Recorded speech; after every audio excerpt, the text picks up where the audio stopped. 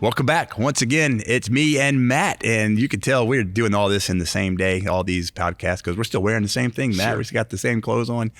And so we thank you for being here once again. If this one gets released prior to our gala, again, we want to ask you to attend our the Next Step Fall Gala on Thursday, October 17th, 2024 at Mikado Baptist Church in their beautiful atrium. We're here now in their atrium, just a beautiful facility. We'll serve a great meal. We'll have great testimonies. It's just going to be a wonderful night, Thursday, October 17th at 7 p.m. Again, I'm hoping that the email will be here at the bottom of our screen. Phone number will be 478-284-1422. We need to know you're coming. Bring a friend, bring two friends, and we'd love to see you here. If this is released after the event, thank you for being there. We appreciate your large donation, and we just are glad everything went well. Sure. So that way we could kind of hit it both ways there. So, but again, I've asked Matt to ask me one more question. I don't know if this one will be quite as long as the last one. We're trying to get out of here to go to lunch, and so, but I appreciate you filling in again, Absolutely. Matt. Yeah. So Matt, hit me with your. Go ahead, whatever you want to say. You might have some words, and I don't want to dictate to you what to say here. Of course. Sometimes you always tell us that you never prepare us for our podcast, so I don't want you to be 100% prepared. No, that's right. That's right. Yeah. So we talked about why is it so hard to change? Yeah. Todd, what are just some practical things that people can do to overcome addictions or whatever problem they have? What are some practical things people can do to overcome? Yeah. I mean, there are people who don't have to go to well, Matt, you didn't go to a long-term recovery program to change. And so I may bounce that back to you here in a minute. But there are some practical things that people can do to affect change in their life, whether it's an addiction, whether it's their relationships, whether it's their job, or maybe they're feel stuck in their workplace and they just feel like that, I need to change something, right? And it could be enough. There's so many things, maybe the way you eat, diet, and things like that. Exercise, going to the gym. There's so many things that we need to change. A lot of times we all need to change things. I'm in my 35th year of marriage, and believe me, there's things in our marriage that I've had to change about the way I do things in order to keep our marriage healthy and strong. So number one, and we were earlier, Jesse is not here right now, but on a few podcasts ago, I was interviewing Jesse Kinney, and Jesse said, hey, the number one thing that he had to do was he had to have a mindset for change. So before you're going to change, you got to want to change. Absolutely. Right? Nobody is going to change because somebody told you better change. How many times did somebody tell you, Matt, you better change? I can't count that many times. Yeah. And it didn't mean anything. No. And you're like, you're probably right. One day, yeah. Of course. One day I will, but not now. Yeah. Right. I'm not ready yet. Sure. And I've talked to so many guys and girls who said, I'm Todd, I hear you, but I'm not ready yet. I was counseling with a couple, and I counseled with them 2 or 3 times, and they went to somebody and they said, yeah, we went to Todd for counseling, but it didn't work. And I said, well, it didn't work because they weren't ready to change. Yeah. They see something different and they want it, but they weren't ready to do what they had to do. They didn't have a mindset yet. Ready for change. Sure. I'm overweight, or I'm this, or I'm, whatever the issue. And, well, you're not going to lose weight until you have you have made up in your mind that you're ready to change, so nobody can do that for you. Right. Now, there are some things that people can do once you make that decision, right? If I need to lose 100 pounds, okay, I'm ready to lose 100 pounds. Now I need some help. Yeah. Now I can invite people into my life that can help me change. So I'd say the second thing that we would need for change is now we need to know how. Sure. Right. You've heard me say before, I have a couple of consultants. I knew I needed to change some things in the way I did things as an executive director. Okay, I know I need to change. I don't know how. I don't know. And I did. I could read books and things like that, but I needed somebody to sit down with me on a weekly basis and say, okay, do this. Yeah. Do this. So number one, a mindset. Number two, I've got to educate myself. I've got to get information. Sure. How do I change? Yeah. Right. Number three, accountability. That's a big one. Yeah. I've got to invite people into my life who'll be honest with me. Todd, you're wrong. Todd, you're doing that wrong. Todd, that's not a healthy way of thinking. Todd, stop doing it that way. Todd, you're reverting back to old ways of thinking and behaving. Right? I've got to have that. I've got to have that accountability. So number one, it's a mindset thing. Number two, it's a information. I need somebody to show me, right? And then thirdly, I gotta have some accountability, right? Number four is as I kind of develop these things is I've got to put some discipline in my life. Yeah. And that the great thing about discipline is you keep doing something, it'll become a habit. It'll become a good habit, right? Sure. It's hard for me right now to not get up and go run in the morning. It's hard for me to not get up and go run. I'm tired. But it's hard because it become a habit, right? For you right now, you have implemented some things in your life, Matt. Sure. And as you've been doing those, it's probably hard for you to not do them now. Exactly. Because you've been doing those to get yourself healthier and all those things. So and we develop those good habits. So discipline leads to good habits, right? And I think going in with the discipline, I think you have to be willing to understand that there's going to be more things you need to change than you thought to begin with. Right. It takes a lot more than, if you're trying to quit smoking, it takes a whole lot more than just wanting to quit smoking. Right. There's a lot of things you have to quit. There's a lot of things you have to change that you don't realize how many things you have to change. You think you're good for a little while because you haven't done it. You give it a couple of months and something else is going to creep in. You have to change so much. And that would really lead to my next one is I got to know my triggers. Sure. I got to know those. So I had a guy that used to work for me when I was in the Air Force, and he was a civilian, worked for me, had a heart attack. He was out of work for 4 to 6 weeks, comes back, and I'll just call him Joe, right? Joe comes back to work, and I said, okay, Joe, so what are the changes the doctor told you got to make, right? I can't smoke. I got to quit smoking. He said, so I've quit smoking. Now he's been gone for 6 weeks, right? So he comes back and I said, so Joe, you quit smoking? He said, yeah. He said, if I don't quit smoking, I'm going to die. And he looked at me and he goes, which means I also had to quit drinking coffee. He says, because my coffee is a trigger to my smoking. He said, so now I can't drink coffee and I can't smoke. Because he understood what his triggers were. I got to understand what my triggers are to overeating, to eating after a certain time at night, to whatever it is. If that's if that's what I'm trying to do is lose weight, or I got to understand what my triggers are to if I'm a negative person, right? If I'm trying to not be a negative person, because that's an addiction. Being negative, we talked about this earlier in the last podcast, this how difficult it is to change. Well, people they learn to be negative, and then the body, the mind does it, and then the body gets used to it, and the body is gonna always respond in a way to things that are, I hear what you say. You say you're gonna lose 20 pounds, you're never gonna do it. Or I can't change.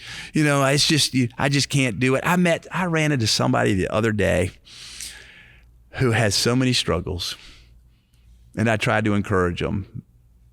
And they were saying it was just so negative, and I thought to myself, they're never until they stop the negativity. But it's hard for them to stop the negativity because there's so many triggers that they've developed. And they feed off it. Yeah, they do. They feed. It's an addiction. The negativity is an addiction, right? So negativity is an addiction. So is positivity. So being a positive person is an addiction, right? So I've got to know what my triggers are. So that discipline and then understanding what my triggers are, and then understanding too, next I would say is you're not always going to be motivated. Motivation lasts about a week. Yeah. That's it. I'm quitting sugar in my life for a week. Yep. Yep. And you're motivated at first, but motivation ends, and motivation is replaced by discipline. Yep. Motivation is replaced by discipline. Motivation lasts that long, discipline will last that long. And then I develop a new habit in my life. So understand, those are all connected there. Yeah. Understanding those, the discipline and the motivation it's not gonna last, and what those triggers are too.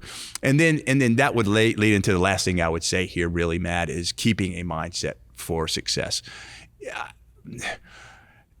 If you don't have a mindset to keep succeeding and keep going, and a vision you got to have a vision for what you want to be, right? If you don't have something you're working towards, your brain is designed to solve problems. Yeah. Jesus solved our ultimate problem, which was a need for a savior, right? Jesus is the ultimate problem solver. Yeah. He solves the one problem that our minds can't solve, and that's eternity and where we spend the rest of our lives. Yeah. He's the ultimate, and he paid the ultimate price for that, right? But he had a mission. What was Jesus's mission? Jesus' mission was to come here, live for the Father, obey the Father, and be that perfect sacrifice for us to solve a problem that we have. Yeah. We're made in the likeness of him. And our brains are designed to be a problem-solving mechanism. And if there's not a problem in front of us, we're going to create a problem. Sure. It does. The brain is always looking for something to do. The brain is always looking for something to, if you're sitting here and you tell yourself, man, I want to buy a house and I need $20,000 to do it, for my down payment, right? Yeah. Well, your brain is going to start to try to fill in how that's going to happen, right? And that's okay. But understand, it might not happen the way that you have been thinking. Yeah. But you got to develop a vision in your life to go that way. And then as you go that way, the way you think it's going to get resolved isn't always. That's the exciting thing that's why we like movies so much, because we think this is going to happen and then that happens. Yes. Right. So, but even in life, you've got to have that vision, and I think it's going to go this way, and this is what I want. And then as God works it out, it's always differently than what we thought. But at least we had the vision and we're going forward. And if you have no vision for your life, you're not going to go forward. No. People are stuck. Yeah. They're stuck. You don't have a purpose. If I don't have a vision, okay, I want to lose 20 pounds. What's that look like? Well, I also think people fall into this trap a lot when they want to change. For instance, I'll take myself. I've been in the process of losing weight. Yeah. A couple of months ago, I was 334 pounds. When I first got clean, I was 167 pounds. So I'm literally twice the man I was when I got clean. Half of you was gone. Exactly. Yeah. But I was 334 pounds. And some people, when they do weight loss or whatever change they do, they try to bite off more than they can chew to begin with. Right. And when they're not seeing the goals that they want right away, for instance, I started doing small goals. I want to be this weight first, and when I hit that, I hit, and then I go to my next one and my next one. So people who are trying to come out of addiction, I'm going to stop everything right now. Right now. Yeah. And then they get discouraged because, I had a cigarette, but count your blessings. You didn't smoke meth. Right. Do it slowly, and then you'll be able to do it that way. Or, for instance, this is what Thrive preaches. You need the gospel to change. Yeah. But there's a pamphlet that you have that you give to everybody who comes to Thrive for the first time. And on that pamphlet is Psalms 1. Yeah. If you want to change, don't stand in the way of sinners. Right. Meditate on the word of God day and night. Yeah. Stay away from the wrong people. Stay away from the wrong and people. Put the right stuff in your mind. Exactly. Yeah. And it is. Simple in concept. Yeah. Hard to do. Actions speak louder than words. Right. Hard to do. And you said it just now. I like what you said. You said small goals, measurable goals, and here's where we fail, right? And what we were talking about is practical ways of of changing. This kind of is going to a little bit relate back to our last podcast, is why is it so hard to change, right? But a lot of times, and I used this example the other day with the guys. I asked one of the guys, I said, you got your dream job. What's your dream salary a year? What is it? And the guy said, $100,000 a year. And I said, well, I'll barely get you, anything today. But I said, that's great. I said, so you got a job and you're making 40, but your goal is what? 100,000. 100,000. And I said, where do we tend to focus? The gap. Right. You and I talked about We have. this. Yeah. We tend to focus on the 60,000 that I'm not making. Sure. And then what happens? I get discouraged. And instead of saying, you know what? I'm not at 100 yet, but I am the 40. You're not at 0. Right. And so my next goal is going to be 50. Yeah. And my next goal, now ultimately I want to be at. And I said, we stop looking at the wins that we have. We stop looking at the blessings. It's a blessing. I'm making $40,000 a year. What a blessing. Instead, I go, well, I'm only making $40,000 a year. I want to be making 100. I get to the negative. Goes back to the mindset. It goes back here. I go back to, I'm looking at what I don't have and not what I have. Sure. And when I start to look at what I have, that plays a springboard off to where I want to go. It does. When I look at it from, here's the blessing that I have. I'm not looking at it from what I don't have. I'm looking at it from what I do have. Sure. Right. So Mark has started a business and he's sitting behind us here, and he wants to have, I don't know how many clients he has. Say Sure. He has 50 clients and he wants 100, right? If he just focused on the 50 he doesn't have, you're going to get discouraged. Big time. So my next goal is, okay, now I'm at 50. Okay, by 2 months from now, I want to be at 60. Small goals are that important. Right. And then I can continue to focus on the blessing and not what I don't have. Absolutely. And so many people get discouraged because in their addiction, they don't have it all now. No. And But they also didn't have their addiction now. Right. That took time too. Right. They're not living in the moment. No. Right. They're not living in the present right now, where the only thing I can control is the present. Yeah. The only thing I can't change the past. I can't do anything about the future. I can pray about the future, right? I can plan for the future, but I don't know. And I get so focused on the future and what I don't have, or I get so focused on the past and what I didn't do. Exactly. Or I ignore what I do have, that I fall. Yep. That's great. Live right now. And the older you get, the more you're going to realize, buddy, you better enjoy the right now. It is so important that we are focused in today. Yeah. And not focused on the past. And we'll focus right now in that mindset that says, I'm going to focus on my blessings. I'm going to focus on what I do have. I'm going to focus on what I can do. I'm going to focus on that mindset. I'm going to focus on thinking over feelings. I'm going to focus on what he has for me and not what I think should happen. Life will change. Absolutely. Life will change. Man, we could go on all day, Matt, and we could great stuff. It reminds me, I've got so many things to fix in my life. Amen. Again, we wish we had all day to talk about this, but we don't. But if you like to hear from us, or we hear from you, www.nextstepmen.org.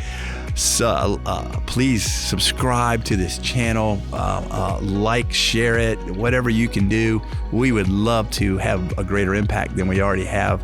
And this is the last podcast that Matt and I are doing for the day. So we finally give Mark a break and we can clean up here and get out of here. So have a great day.